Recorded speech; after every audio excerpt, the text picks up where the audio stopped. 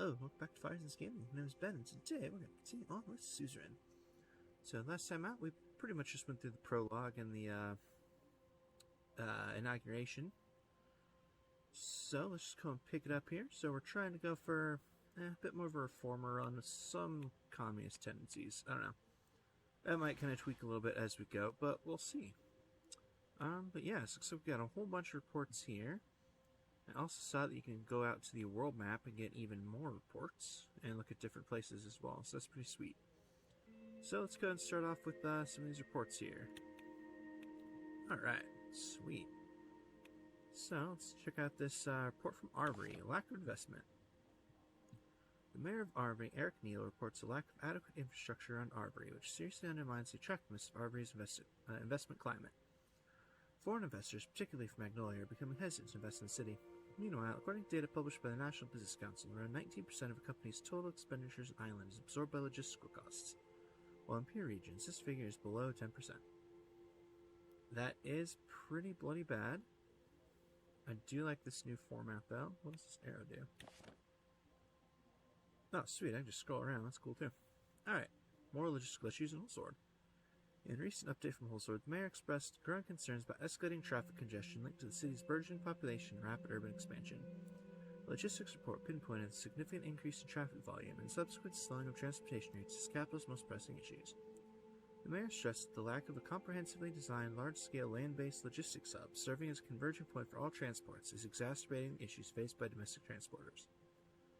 Given Holsword's status as a sprawling metropolis, the current situation, where transporters have established separate centers across 10 different districts, is scattered and inefficient. Cool. Alright, another from Holsword here. General Staff gathers. The General Staff convened right after the election to congratulate our victory. All branches of the Source Armed Forces were represented in the meeting that took place at Camp Strongarm with massive security measures. Chief of the Armed Forces, Vulcan Kruger, made a public press statement highlighting the increasing chances of military confrontation in Eastern Maricopa and requested support to strengthen the military. In Lockhaven, Port of Lockhaven loses importance. The latest marine traffic reports show that the Port of Lockhaven is no longer the busiest on the Maricopa continent, falling behind to the third position. While this is a negative indicator for our administration, Lockhaven still has potential to shine again as a major trading center. The Port of Lockhaven is the largest port of Swordsland and holds enormous importance for the economy, particularly as the main distribution center linking the capital and inner parts of Swordsland to the rest of the world. This major port city will hopefully keep supporting a possible economic upturn in the entire country if investment projects succeed. Alright, in Laren we have Low Production Island. The report calls attention to the alarmingly low levels of productivity growth in the region of Island, where there are also high rates of food insecurity and malnutrition and rural poverty in the inner parts of the region. Let's see. Alright. We're heading over to Lesbia here. Congratulations from Prime Minister Alvarez. Prime Minister Alvarez congratulated you for the results. He spoke out his hopes of a beneficial partnership deal in the future. He sent his best wishes to the Swordfish people and warned us about the threats to the encroaching malevolent influence of United Cantana from the east, emphasizing the importance of unity in our continent, Maricopa. Alright, from Volksland, congratulations from Chancellor Hagel. Chancellor Hagel sends congratulations on your great victory and wish for close cooperation between our countries in the future.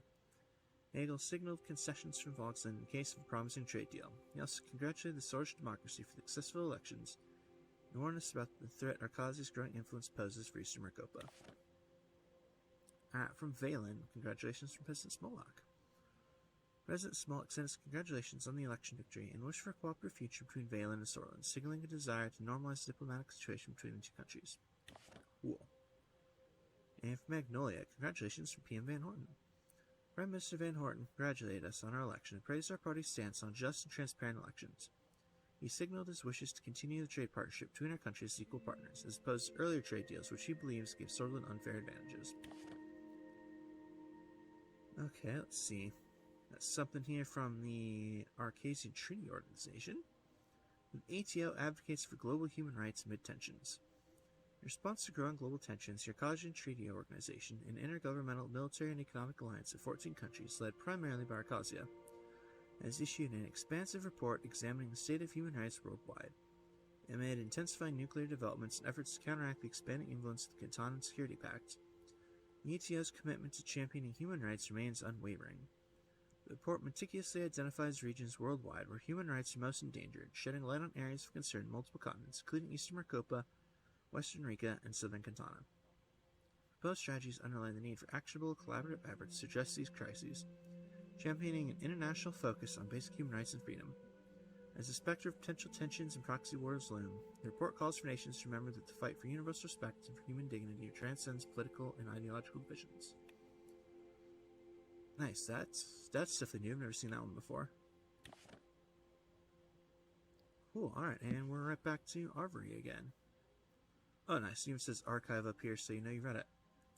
I also just noticed the numbers down here, so that is also pretty sweet. Awesome, okay.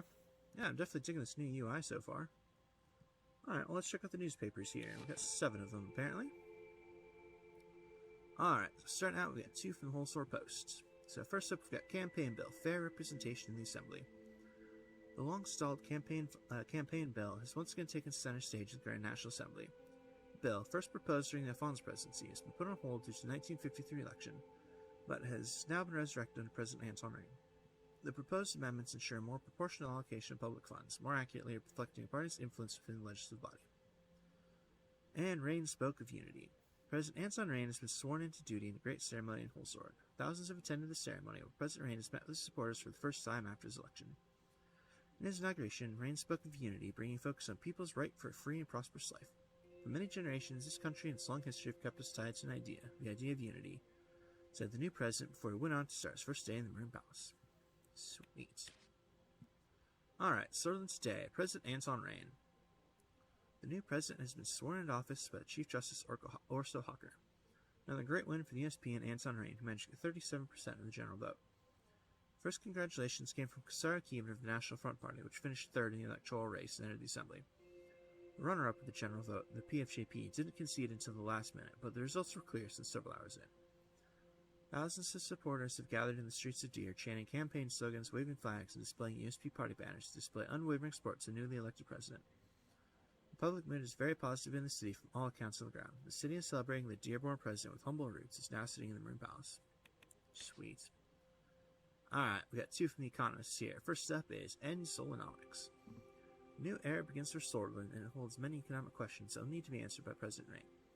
Our top economic analysts, with consultation from the National Business Council, have released a comprehensive report on the performance of the past 20 years. A certain section of the report stands out. The last 2 4-year plans of the planned doctrine create a budget deficit and a clear reduction in the industrial production output. This was specifically due to mismanagement and inefficient bureaucracy. The year-on-year growth, budget balance, and production index values indicate that the 2 most productive consecutive years have been when the privatization program of Alphonse began in 1949. Our editorial team, with the help of experts like Mikhail Avin and Edith Agnock, have come to the conclusion that the recession was not actually caused by Alphonse-onomics, but by the drastic obstructions of state executives hindering the plan. President Reign must take the advice of planned economy proponents around him with a pinch of salt, otherwise he could find himself in the same spot as Tarkin Sol in the mid-40s. And restructure the infrastructure? After the recent successful mega-infrastructure projects from Uniconton and Folkston, the world is warming up to the idea as a source of growth and employment. But is there any truth to this success? Our investment analysis indicates that infrastructure investments can be fruitful in the short term, but even more so in the long term, especially if they focus on looking at economic nodes that business logistics depend on. This is, however, the first step. The crux of the matter is diversification of investment, where the government supports employment and growth. It is key to help private businesses with government contracts, tax breaks, and political support in order to create a self-sufficient, dynamic economy. Government's role in Swordland should be to integrate the world economy and reap the benefits of global trade. Economic growth and income equality in this country won't be fixed otherwise. Cool, that's interesting. Alright, from Lockhaven Times, the new assembly begins duty. President Antoine Reign has been elected the 4th president of Swordland in the 7th Swordish elections. The United Swordland Party has won the election on Sunday with just over 37% of the vote, while Franz Richter, the leader of the People's Freedom Justice Party, could gain just over 20%. Kasaro Kiebner, the head of the right-wing National Front Party, is in 3rd place with just over 11%.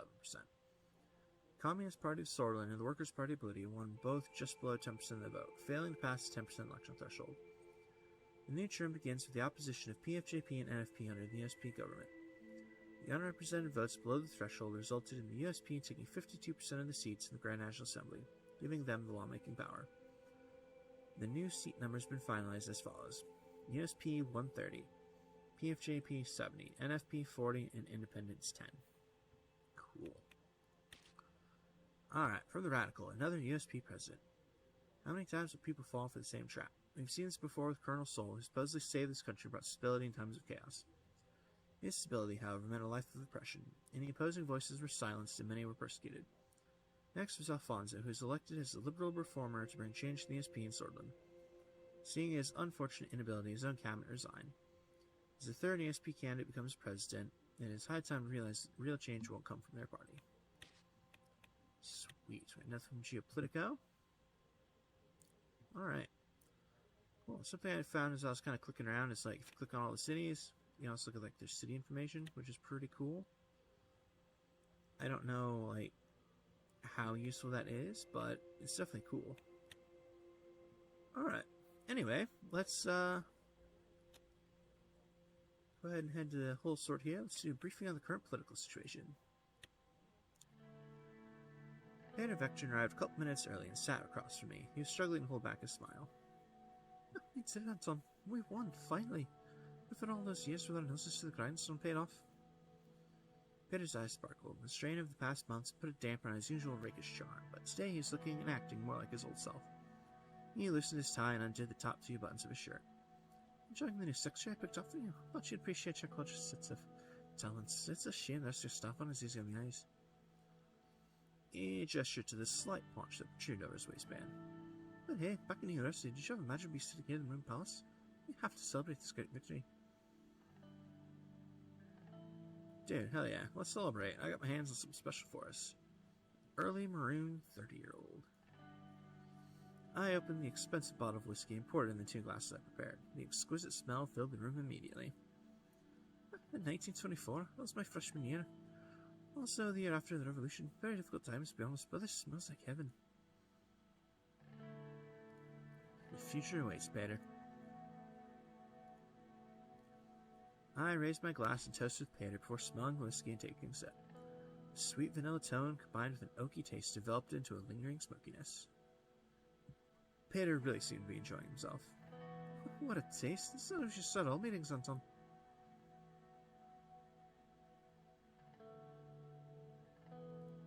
I mean, yeah, but we wouldn't get much done. Remember the last administration? Yeah, but what is different? All they did was enjoy the privilege. We can't make the same mistakes again. We learned from it all. I sure do hope so. The door swung open, and Lucien Glad, my chief strategist, walked in, apparently without bothering to knock. He was a compact man with sharp bird-like features. After briefly surveying the room from wall to wall, he sat down, poured a glass of water, and opened his briefcase in a series of quick, graceful movements. Gentlemen.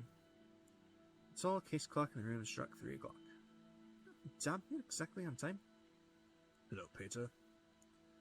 Lucien then turned towards me. He very slightly bowed his head. Glad to see you, Lucien. It is a privilege to be here, sir. Lucien spoke in soft, clipped tones and immediately drew your attention towards what he had to say. Peter and I waited for him to proceed. Let's start by evaluating our current situation. The majority of the Swordfish people demand change. They are more concerned about the economy than the Constitution, but they blame the system for their problems. People are listening to trust in democracy. Why do you think radicals like Bernard Circus are becoming more popular? Everyone was expecting us to bring the change last government did not. Franz Ritter, leader of the Thorns, believes that true change can only be accomplished by transferring some of our powers to the Assembly. I'll move into the details of the demand shortly.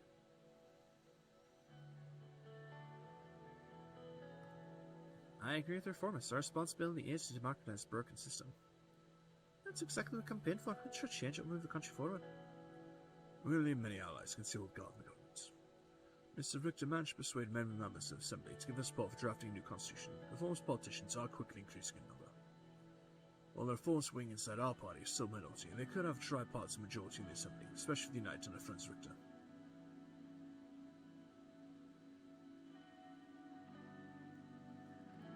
I don't know, I mean, Mr. Richter could be a potential ally in our goal to maintain a majority in the Assembly.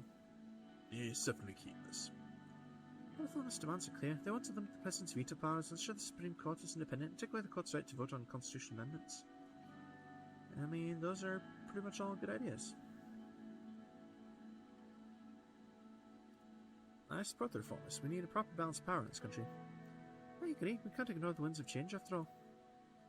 The old guard will do its best to preserve the Constitution. Chief Justice Harker and his allied judges have great influence over the Supreme Court, which will be tough to break.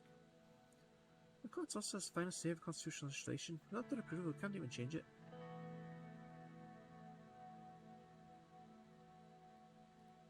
We must break the power of the Supreme Court one way or another. I agree. They have too much power over Solish politics. We need to take away their votes on constitutional legislation. Instead, they get to vote for bills without even elected. That is very true, Peter. But we can't underestimate the situation. We can figure it out. Our party still has 130 out of 250 seats in the Assembly. We've got the power. However, to reform the Constitution, we must receive a 2/3 majority in the Grand National Assembly, which is 166 votes. And a simple majority in the Supreme Court that equates to 6 votes. After we have settled on how to proceed, we will need to talk to the party figures. Our first goal must be to get the 150 signatures needed to start the process. Following the green light from the USP, we will reach out to the other party leaders to see if they would back our draft. The last step is to convince the justices of the court. The entire process will take a long time, but we must start working with the Reform Committee to evaluate all possibilities for a new constitution as soon as possible.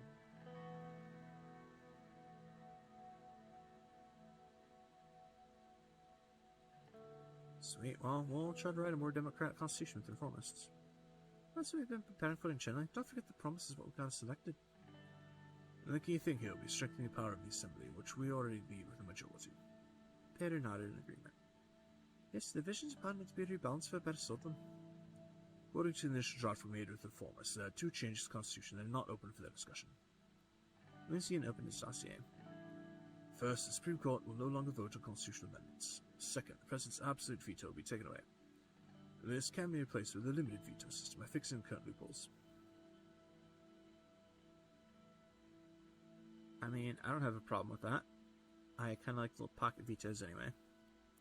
So, I don't have a problem with these clauses. Let's work with the reformists. Yes, sir. Lucian nodded. We will form a reform committee together with all parties to start reaching out to all the stakeholders of the Assembly and the Court for a new constitution.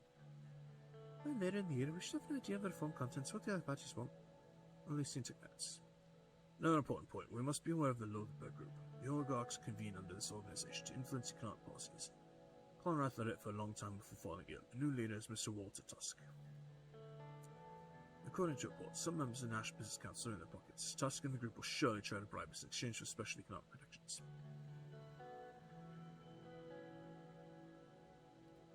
Yeah, I'll enter a dialogue with them eventually. We need to be diplomatic. A wise approach. It's good to understand and see if we can reach a middle ground. Lucian looked at Peter. As far as I know, Master Cronty has some strong ties to this group. His influence could definitely be an asset for us, but I'm sure he'll want something in return.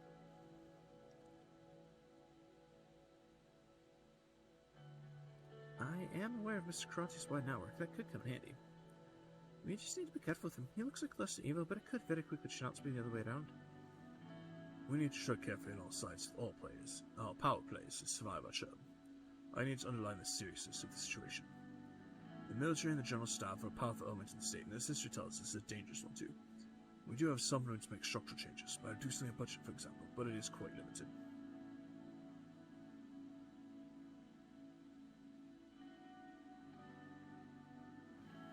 Yeah, I'd probably like to receive their advice before making up my mind.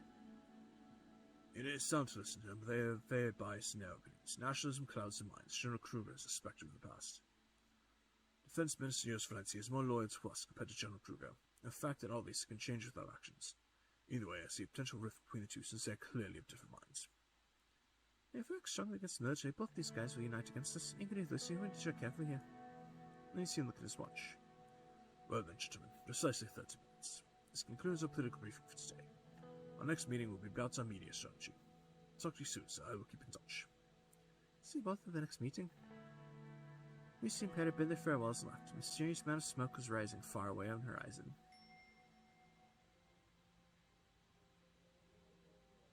Cool, I unlocked a thing apparently. That's interesting. Got a couple reports here. So let's go to this one from Laren first. Nature Preservation March. The Nature Preservation Foundation in Laren has organized a march promoting ecological practices in nature preservation. The event witnessed significant participation, demonstrating local communities' commitment to environmental issues. This peaceful demonstration has successfully raised awareness about Larian's unique biodiversity and environmental challenges. Local authorities have noted the event and the message conveyed by the Foundation. That's cool. I don't think that was in the old version. Yeah, this also looks new. GNA prepares Tourism Act. Grand National Assembly in Holsword is readying the Swordsland Tourism and Cultural Preservation Act. This act aims to enhance the cultural and tourism appeal of several cities, including Boren, Ribery, Lockhaven, Anarka, and Benvie, in a collective push to make Swordsland a global tourist destination. That's cool. Alright, Deer, increasing homelessness. The region of Berge is among the worst hit regions in Swordsland, where homelessness has skyrocketed since the economic recession. The number of homeless in the city of Deer is more likely to have increased by 25% in the last year. The rise is particularly stark among British people, where homelessness increased by 72% in just 6 years. It is reported that homelessness among ethnic minorities has reached the highest level in more than a decade. The British minority of the region now account for up to 47% of all homeless people there. Alright, back to Holsword. Police report on HSU fire. The fire broke out in the Academic Administration building of Holsword State University. The initial report from the Chief of Police in Holsword indicates near to complete destruction of employee records from 1890 until now, along with original copies of internationally recognized academic research destroyed. The extent of the damage is worse than expected. That's great. Alright, and then a public opinion report. People's views on the need for democratic reform in the government structure has changed over the last decade. Reformist propaganda from the leader of the People's Freedom and Justice Party, Franz Richter, have resulted in a massive increase in the demands for democratic reforms. It is estimated that currently 55% of the population supports the reformist ideas. Sweet. Alright, from Narbel, gas field discovery. The Swordfish Grid Corporation's field research team has announced new gas field discoveries in Narbel. These discoveries could enhance the city's energy supply and play a significant role in the broader energy landscape of Swordsland. Preliminary analysis of the yield and quality of these fields is currently underway. The corporation will soon release a comprehensive report outlining extraction feasibility. The economic implications of these findings, particularly regarding potential growth, job creation in the region, are noteworthy. Yeah, I'm pretty sure that's new too. That's sweet. Alright, we're back to that one again. Okay, wow, we also have 8 more newspapers already. Jeez. Okay. Looks like we have 2 here from the Holsword Post. We've got Fire Strikes Holsword State University Archive. A sudden fire broke out in the archives of the Holsword State University, engulfing a significant part of the academic administration building. It was put out by the local firefighters after burning for 8 hours and ravaging through the historic library, which housed many priceless documents. Reporters on the scene have relayed that the event occurred in the evening, with multiple staff and faculty being transported to the hospital with severe burns, but no deaths occurred. The rector, Sonder Navik, immediately commented that the incident has damaged several academic works and employee records. We might have lost the world, or we might have lost Maricopa. We won't know until the day we can enter the facility to evaluate. And a committee for reforms. Speaker Gloria Torrey said that a committee, which includes all 3 political parties in the Assembly, has been formed for the preparation of potential changes to the Constitution. The committee has been asked to submit a comprehensive report to find a solution for the current problematic state of affairs in government institutions. Torrey said, USP wants to appeal to the people of Swordsland to help in maintaining stability and order in the state. The details of the committee regarding its actual topics or its members have not been clarified. Alright, we got one more from The Economists. Alfonso abandons Oldenburg's exclusive conclave. In a stunning development, former president, current chairman of Gazon, Evald Alfonso, has announced his departure from the exclusive Oldenburg group. His decision has been fueled by growing disillusionment with the interests of the secretive organization. Alfonso has been quoted saying he's intent on charting his own course away from Oldenburg. However, this abrupt exit from the group, only a few years after his defeat in the 1953 elections, marks another political setback for the man who led Swordsland into its deepest recession back in 1951. Interesting, that's definitely brand new. I don't think Alfonso ever showed up in the old version. Alright, got 2 from Lockhaven Times.